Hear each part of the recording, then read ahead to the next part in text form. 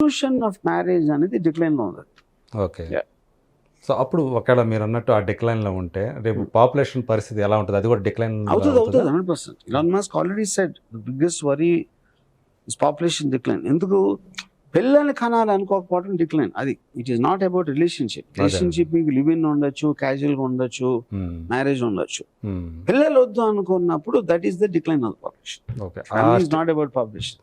ఆ స్టేట్ వస్తుందంటారా? వచ్చేస్తుంది, already start అయింది. అంటే ఇప్పుడు ఇదివరకు అయితే ఇద్దరు ముగ్గురు అనుకునేవాడు, ఇప్పుడు సింగిల్ చైల్డ్ చాలనుకుంటున్నారు. సో రేపు పొద్దున అది కూడా చాలు, మన లైఫ్ మనం చూసుకుంటాం, మన పని మనం చూసుకుందాం.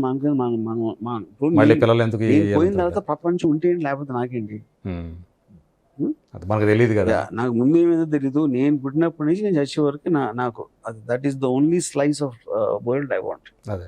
సో మీకున్న ఈ ఐడియాలజీకి మీరు అసలు ఈ సినిమా అనే మాధ్యమాన్ని ఎంచుకోవటమే మీకు ఎప్పుడు అనిపించలేదా, నేను ఎందుకు ఈ సినిమాలోకి వచ్చాను అసలు ఈ ఐడియాలజీకి? నేను సినిమాలోకి వచ్చింది ఏంటంటే, సినిమా ఇదేంటి, it is amalgamation of the arts. అది ఒక మ్యూజిక్ అవ్వచ్చు, బ్యూటీ అవ్వచ్చు, విజువల్ ఆస్పెక్ట్ అవ్వచ్చు, లేకపోతే డైలాగ్, ఇలాంటి రకరకాల ఫైన్ ఆర్ట్స్ ఏదైతే ఉన్నాయో అవన్నిటి అమాల్గమేషన్ అనేది సినిమా. ఓకే. నేను కాలేజ్లో ఉన్నప్పుడు నేను చాలా షై స్టూడెంట్. నేను అమ్మాయిలను చూడటానికి నేను భయపడేవాడిని కొంచెం. సో అప్పుడు భయస్తుడు మీరు. అప్పుడు నుంచి ఇప్పుడు అందమైన అమ్మాయిలు నా కెమెరా ముందు తనివి తీరా చూసుకోవడానికి వచ్చింది మెయిన్గా నేను సినిమాలో. అయ్యో, అవునా? అంతేగాని మంచి మెసేజ్ ఉన్న సినిమా తీసి ఆహ్లాదం కలిగించాలి, ఫ్యామిలీ ఆడియన్స్ మెప్పించాలనే ఉద్దేశంతో రాలేదు సినిమా. సో అందాన్ని క్యాప్చర్ చేయడం అది one of the main things. మగోళ్ళ బలం, అమ్మాయిల అందం, ఈ రెండు తప్పిస్తే మిగతా అన్ని టైం పాస్ అని నా ఫీల్. ఓకే. అందులో ఫ్యామిలీ సినిమాలు కూడా వస్తాయి. ఓకే. అంటే మీరు ఫస్ట్ శివ సినిమా తీసినప్పటి నుంచి ఈ యాంగిల్ ఉంది మీ మైండ్ లో. అయితే శివ సర్కారు లాంటి క్యారెక్టర్స్ క్రియేట్ చేయటం, శ్రీదేవి, ఊర్మిళ లాంటి అందమైన అమ్మాయిలు చూపించడం, ఇది ఒకటే, ఈ రెండు, ఇదే పర్పస్ వచ్చాను. ఓకే. సో మీరు సినిమా ఇండస్ట్రీకి వచ్చిన తర్వాత మీరు అంత బాగా అందాలని క్యాప్చర్ చేశాను అనుకున్నటువంటి యాక్టర్స్ ఎవరు, ఫీమేల్ యాక్టర్స్? అలా నేను చెప్పలేను. అంటే మీరు ఆల్రెడీ డిపెండ్స్ ఆన్ ఇద్దరు పేర్లు అయితే నాకు తెలుసు, ఒకరు శ్రీదేవి, ఒకరు ఊర్మిళ. వీళ్ళు కాకుండా అది పర్సెప్షన్ కదా. నేను ఎవరిని కాస్ట్ చేసినా నా రీజన్ అదే ఉంటుంది. కొంతమంది ఎక్కువ నచ్చుతారు, కొంతమంది తక్కువ నచ్చుతారు, అంతే. ఓకే. సో వాళ్ళిద్దరిలాగా మీరు తర్వాత మీరు ఎవరితో సినిమాలు తీశారో, ఎవరినైతే పరిచయాలు చేశారో, వాళ్ళు అంతగా పేరు తెచ్చుకోలేదు. దీనికి ఏమన్నా ఎందుకంటే అది చెప్తున్నా. అది నాకు ఫస్ట్ ఆఫ్ ఆల్ చాలా సార్లు నేను చెప్పింది ఏంటంటే, శివ ఎందుకు హిట్, ఇప్పుడు నా ఫ్లాప్ సినిమా గురించి అడిగితే నాకు శివ ఎందుకు హిట్ అని తెలియదు ఎంతవరకు. నేను చాలాసార్లు చెప్పాను, కానీ ఎన్నిసార్లు చెప్పినా ఎవరికి అర్థం కాదు. సింపుల్ ప్రూఫ్ ఏంటి, మీకు హిట్ ఎలాగో తీయాలో తెలిస్తే ఫ్లాప్ ఎందుకు తెస్తారు మీరు? సింపుల్ పాయింట్ అది. రైట్. అప్పుడు శివ ఎందుకు హిట్ అయింది అనేది మెయిన్ క్వశ్చన్. ఏదో సినిమా ఫ్లాప్ ఎందుకు అయింది అనేది మీ క్వశ్చనే కాదు. అవును.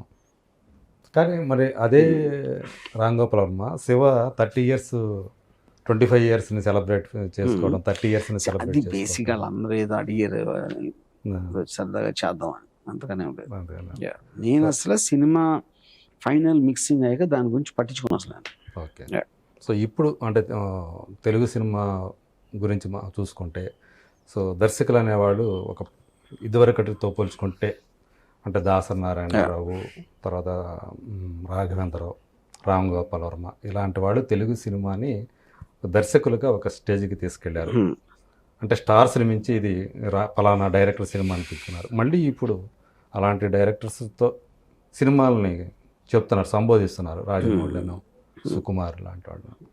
సో ఇప్పుడు తెలుగు సినిమా అనేది గ్లోబల్గా వెళ్ళిపోతుంటారని ఎలా చూసుకోవచ్చు మనం? ఇది ఇప్పుడు పాయింట్ అంటే, నాకు ఇవాళ రోజుల్లో బ్రాండ్ నేమ్స్ అనేది ఉంటాయని నేను అనుకోవట్లేదు. ఎందుకంటే ఆడియన్స్కి ఇప్పుడు for example James Cameron biggest director of in the world. Avatar 2 వచ్చినప్పుడు అదే సంవత్సరంలో 4 సినిమాలు అవతార్ 2 కన్నా పెద్ద ఓపెనింగ్ తీసుకున్నాయి హాలీవుడ్లో. వాళ్ళ పేర్లు కూడా తెలియదు, మన డైరెక్టర్స్ పేర్లు కూడా తెలియదు. అప్పుడు ఏంటి అర్థం, అవతార్ 2లో మీరు జేమ్స్ కెమెరాన్ పేరు తీసేసి ఇంకోటి పెట్టిన అంతే ఆడుతుంది. అది నా బిలీఫ్. అదే పేరుని బట్టి ఆడదు. పేరుని బట్టి ఎలా కాదు. ఉంది పేరు సినిమా? అంతా ఇండస్ట్రీలో ఉంటుంది. జనరల్ ఆడియన్స్ లో పేరుని కేర్ చేస్తారని నేను అనుకోను. ఓకే. You know? సో ఈ బ్రాండింగ్ అనేది అంతా కూడా ట్రాష్ అంటారు అనుకోవచ్చా? ట్రాష్ అని క్వశ్చన్ కాదు. ఇప్పుడు మనం 20 years back Sylvester Stallone, Bruce Willis, Arnold Schwarzenegger ఇలాంటి స్టార్స్ ఉన్నారు. అవును. ఇప్పుడు ఇవాళ నాకు స్టార్ Body builders. హాలీవుడ్ లో స్టార్స్ ఎవరో తెలియదు నాకు. ఇప్పుడు టామ్ క్రూజ్ ఇన్ఫర్మేషన్ లాగా ఉంటది. ఇప్పుడు టామ్ క్రూజ్ స్టార్ కరెక్టే, కానీ టామ్ క్రూజ్ 3 ఏళ్ళకి ఒక సినిమా చేస్తాడు. మీ టామ్ క్రూజ్ నెక్స్ట్ సినిమా ఏంటి అని అడిగారు అసలు ఎప్పుడైనా? వచ్చినప్పుడు ఇన్ఫర్మేషన్ లా ఉంటది టామ్ క్రూజ్ ఉన్నాడంట అని. అవును. మహేష్ బాబు సినిమా ఇప్పుడు వస్తుంది, ఇది వస్తుంది, అలా అలా మళ్ళీ మాట్లాడట్లేదు కదా మనం. ఇప్పుడు కెమెరామ్యాన్ ఉన్నారు, కెమెరామ్యాన్ పేరు విపరీతంగా వినిపించారు ఆ టైంలో. ఇప్పుడు ఎవరికి తెలియదు కెమెరామ్యాన్ ఎవరికి. ఓకే. అవతార్ 2 అంత విజువల్ ఫెస్టివల్ కదా, మీకు తెలిసే అవతార్ 2 కెమెరామ్యాన్ అవును, మీరు అవును. అడగను కూడా అడగదు. అది నేను చెప్పేది. అదే. ఎందుకు మనకు దూరం కాబట్టి అది. సో ఇప్పుడు I'm not taking the credit away from the director. ఇప్పుడు రాజమౌళి తప్పిస్తే ఎవరు తీయలేరు, నాకు తెలుసు అది. బాహుబలి 2 అందరికీ తెలుసు రాజమౌళి ఎవరు. కానీ నాకు హైపోథెటికల్ సిచ్యువేషన్ వస్తున్నా, అదే బాహుబలి 2 రాజమౌళి కాకుండా వేరే ఒకటి తీసాడు అనుకోండి, ఆ సినిమా తోటి అతనికి అంత పేరు వచ్చింది కదా. అవును. అది నేను చెప్పేది. సినిమాతో ఆయనకి పేరు వచ్చింది. కాదు, అదే విజువల్ అదే మొత్తం తీసింది రాజమౌళి బదులు ఎవరో కొత్త ఒకటి తీసాడు అనుకోండి, అప్పుడు అతనికి వచ్చేది కదా పేరు. సో ఇప్పుడు ఏంటి, శివ ఉంది, రామ్ గోపాల్ ఎవరికి తెలియదు. శివ అనే ఒక సినిమా వచ్చింది, ఆ సినిమా ఎఫెక్ట్ మొలాన రామ్ గోపాల్ వర్మకి పేరు వచ్చింది. అదే డైరెక్టర్ మొలాన సినిమాకి రావడానికి, సినిమా మొలాన డైరెక్టర్ రావడానికి ఉన్న తేడా చెప్తున్నాడు. ఓకే. సో శివ అనే సినిమా వల్ల రామ్ గోపాల్ వర్మ అనే అతను అంతే. తెలుగులోకి అది వచ్చాడు. అది అది నేను చెప్పింది. అదే. సో అక్కడ బ్రాండ్ ఫ్రాన్సిస్ కప్పోలా ఉన్నాడు, ఎవరిని అడిగినా one of the top 10 directors in the world, God father. చాలా మంది తెలియదండి, కప్పోలా 40 సినిమాలు తీసాడు, అందులో గాడ్ ఫాదర్ ఒకటే తెలుసు. ఆ సిరీస్ ఒకటే తెలుసు. అందుకని cinema is bigger than the director. నేను స్టీవెన్ స్పీల్బర్గ్ కి పెద్ద ఫ్యాన్. లాస్ట్ 10 years లో నేను చూడాలి తెలుగు సినిమా చూడలేదు, ఎందుకంటే ఇప్పుడు నా టేస్ట్ మారిపోయింది. ఓకే. నేను ఇప్పుడు డాక్యుమెంటరీస్ చూస్తాను, ఏదో ఫారిన్ ఫిల్మ్ చూస్తాను, లేకపోతే అది ఇది అలాంటివి చూస్తాను. అలాగే నాలాగా ఆడియన్స్లో కూడా ఎవరెవరో ఏదేదో చూస్తారు, మనకు తెలియదు. ఓకే. అది నేను చెప్పేది. సో మీరు కూడా అలాంటి అంటే ఇదివరకు చేసినటువంటి బిగ్గర్ క్యాన్వాస్ ఫిలిమ్స్ మళ్ళీ చేసే అవకాశం ఉంటే అలాంటి స్క్రిప్ట్లు ఏమన్నా? ఇప్పుడు అదే పాయింట్. ఫస్ట్ ఆఫ్ ఆల్ నేను లైఫ్లో ఎప్పుడు బిగ్గర్ క్యాన్వాస్ సినిమా తీయలేదు. నేను శివ టైంలో కూడా అప్పుడు ఖర్చు అవుతున్న దాంట్లో సగం కాస్ట్లో తీసాను నేను. అది సినిమా హిట్ అయింది కాబట్టి పెద్ద సినిమా అనుకుంటారు అందరూ. నేను ఇరానీ కఫేలో, రోడ్ల మీద, గల్లీల్లో అలా తీసాను. అది పెద్ద క్యాన్వాస్ సినిమా నా లైఫ్లో. పెద్ద క్యాన్వాస్ అనేది first of all it's wrong thing. Okay. అసలు ఆ వర్డ్ వాడకూడదు. ఎందుకంటే ఏ సినిమా ఖర్చు తగ్గిద్దామని తీయలేదు కదా, ఆ సినిమా అంతే కావాలి. ఓకే. ఆ సినిమాకి అవసరం లేని ప్రొడక్షన్ వాల్యూస్ పెట్టినప్పుడే మీకు అది యాక్చువల్గా మీకు కంటెంట్ దెబ్బతింటది, మనీ కూడా పోదు. ఓకే. తర్వాత రామ్ గోపాల్ వర్మ అంటే టెక్నాలజీ ఎలా మారుతుంది, ఏది తీసుకు రేపు పొద్దున ఎలా ఉంటుంది, ఈ ఓటీటీలు కానివ్వండి, ఏటీటీలు అనే కాదు, మీరు కూడా ఒకటి అప్పుడు ఒక యాప్ రిలీజ్ చేశారు మీ పేరు మీద. ఇప్పుడు ఎందుకని అది బ్యాక్ స్టెప్ తీసుకుంది? అది ఏది ఆర్జీవీ జూమిన్ అని చెప్పేసి. ఆర్జీవీ జూమిన్ అది నా ట్విట్టర్ ఐడియా. అది ఒక వేరే వాళ్ళ ఛానల్కి నేను కొంత కంటెంట్ ఇచ్చాను, అది నా యాప్ కాదు. ఓకే. నా ఓటీటీ కాదు. ఓకే. అంటే రేపు ఫీచర్ అంతా కూడా ఇదే కాబోతుందని ఇప్పుడు అది కదా, that is medium of display.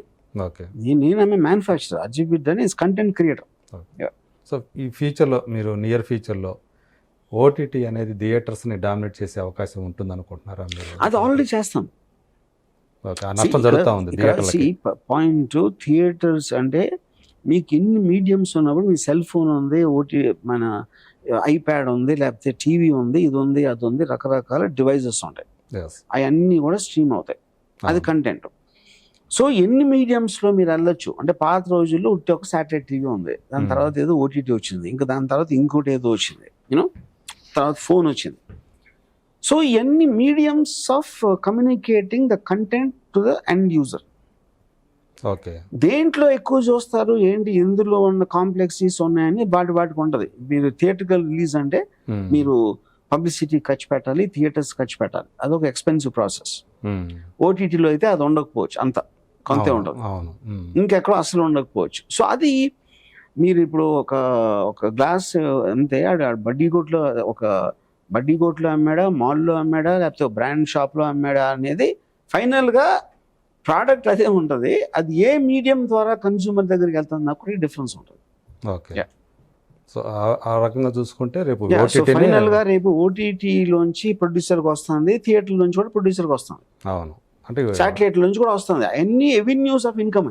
అవును, ప్రొడ్యూసర్ సో ఛాయిస్ ఒకటి పెరిగినాయి ఇక్కడ. తింటాం అనేది మీనింగ్ లేదు అది. అవును, ఇదివరకు ఏంటంటే ఒకటే ఉండేది థియేటర్, అంతే. ఇప్పుడు చాలా రకాల Correct.